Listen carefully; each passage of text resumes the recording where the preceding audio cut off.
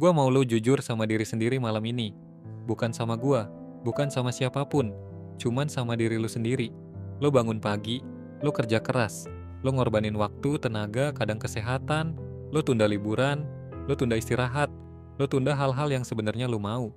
Pertanyaannya satu, semua itu buat siapa? Selamat datang di Suara Tengah Malam. Di sini kita nggak ngomong yang manis-manis, kita ngomong yang bener. Ada momen dalam hidup, biasanya datang diem-diem malam-malam, waktu semua orang udah tidur, di mana lo nanya ke diri sendiri, ini hidup gua atau hidup yang orang lain rancang buat gua? Dan jawaban yang jujur dari pertanyaan itu kadang lebih menakutkan dari pertanyaannya sendiri. Gua mau cerita sesuatu. Ada seorang anak yang dari kecil dibilang harus jadi dokter. Bukan karena dia mau, tapi karena orang tuanya mau. Karena tetangga bakal respect. Karena itu definisi sukses di lingkungan dia tumbuh. Dia nurut. Dia belajar keras, dia masuk fakultas kedokteran. Dia lulus, dia jadi dokter. Dan di usia 35, dia duduk di kliniknya yang sepi, ngerasa kosong, yang nggak bisa dia jelasin ke siapapun. Karena dari luar, hidupnya sempurna. Tapi dari dalam, dia nggak pernah nanya ke dirinya sendiri, sebenarnya gue mau jadi apa? Ini bukan cerita yang langka. Versi yang berbeda dari cerita ini terjadi di mana-mana. Mungkin bukan soal jadi dokter. Mungkin soal kerja di perusahaan yang orang tua lu banggain. Mungkin soal nikah di umur yang dianggap wajar. Mungkin soal beli rumah karena semua teman lo udah beli. Mungkin soal ngejar jabatan yang sebenarnya nggak lo mau, tapi lo ngejar karena itu yang dianggap sukses di lingkungan lo.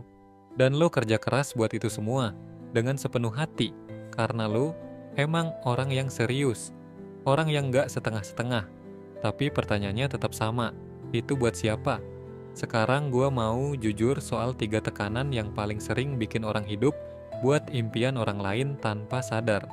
Tekanan pertama, ekspektasi keluarga yang gak pernah diucapkan, tapi selalu terasa. Ini yang paling halus dan paling dalam. Orang tua lo mungkin gak pernah bilang langsung, kamu harus jadi ini, kamu harus kerja di situ. Tapi lo tahu. Lo selalu tahu. Dari cara mereka cerita soal tetangga yang anaknya sukses. Dari ekspresi mereka waktu lo bilang mau coba sesuatu yang beda. Dari pertanyaan-pertanyaan kecil yang sebenarnya bukan pertanyaan, tapi tekanan yang dikemas rapi. Dan lo sayang mereka, jadi lo nurut, pelan-pelan, tanpa sadar, sampai suatu titik lo gak bisa bedain lagi mana impian lo, mana impian mereka. Tekanan kedua, standar sosial yang terus bergerak. Di 20-an standarnya, udah kerja belum? Di 30-an udah nikah belum? Udah punya rumah belum? Udah punya anak belum? Nanti di 40-an ada standar baru lagi, dan lo terus ngejar. Bukan karena lo benar-benar mau semua itu, tapi karena lo takut dilihat ketinggalan. Ini yang disebut social treadmill. Lo lari terus buat stay di tempat yang sama di mata orang lain. Dan lo capek. Tapi lo gak bisa berhenti karena takut dilihat nyerah. Tekanan ketiga. Definisi sukses yang lo telan bulat-bulat tanpa pernah lo kunyah dulu. Sejak kecil lo dikasih satu template sukses. Sekolah bagus, kerja bagus, gaji bagus, rumah bagus, keluarga bagus. Itu paketnya. Lo gak pernah diajak diskusi, lo mau sukses yang kayak gimana? Lo mau hidup yang kayak gimana? Lo mau dikenang sebagai orang yang kayak gimana? Jadi lo ngejar template itu, keras, konsisten, tanpa pernah nanya, ini beneran yang gua mau? Sekarang pertanyaan yang paling penting. Kalau ternyata lo selama ini kerja keras buat impian orang lain, apakah itu berarti semua yang lo lakuin sia-sia? Jawabannya, tidak. Tapi ada yang perlu lo lakuin sekarang. Pertama, bedain antara pilihan lo dan tekanan yang lo internalisasi. Duduk sebentar. Ambil satu keputusan besar dalam hidup lo, karir lo, tempat lo kerja, target finansial lo. Tanya jujur. Kalau nggak ada yang tahu, kalau nggak ada yang menilai, kalau nggak ada ekspektasi dari siapapun, lo masih akan buat pilihan yang sama? Kalau jawabannya iya, bagus. Itu pilihan lo. Lo jalanin dengan penuh. Kalau jawabannya nggak yakin, itu sinyal penting yang perlu lo dengerin. Kedua, lo boleh redefine sukses di tengah jalan. Ini yang nggak banyak orang tahu. Lo nggak harus nunggu semua hancur dulu buat boleh ganti arah. Lo nggak harus nunggu burnout total, nunggu midlife crisis, nunggu semua ambruk. Baru lo izinin diri lo nanya, sebenarnya gue mau apa? Lo boleh nanya itu sekarang, di titik manapun lo berada. Ketiga, mulai bedain antara ambisi dan kewajiban. Ambisi itu ngasih lo energi. Waktu lo ngejar sesuatu yang benar-benar lo mau, capeknya beda. Berat, tapi ada sesuatu yang nyala di dalamnya.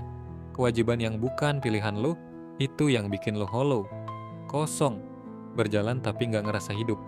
Bukan berarti semua kewajiban bisa lo tinggalin, tapi lo perlu tahu mana yang mana. Karena kalau lo nggak sadar, lo bisa habiskan seluruh hidup lo menjalankan kewajiban orang lain dan menyebutnya impian. Keempat, izinin diri lo punya impian yang nggak perlu dijelasin ke siapapun. Lo nggak butuh validasi, lo nggak butuh semua orang setuju. Lo nggak butuh impian lo masuk akal di mata orang lain. Lo cuma butuh satu hal, lo sendiri percaya itu worth it buat lo kejar.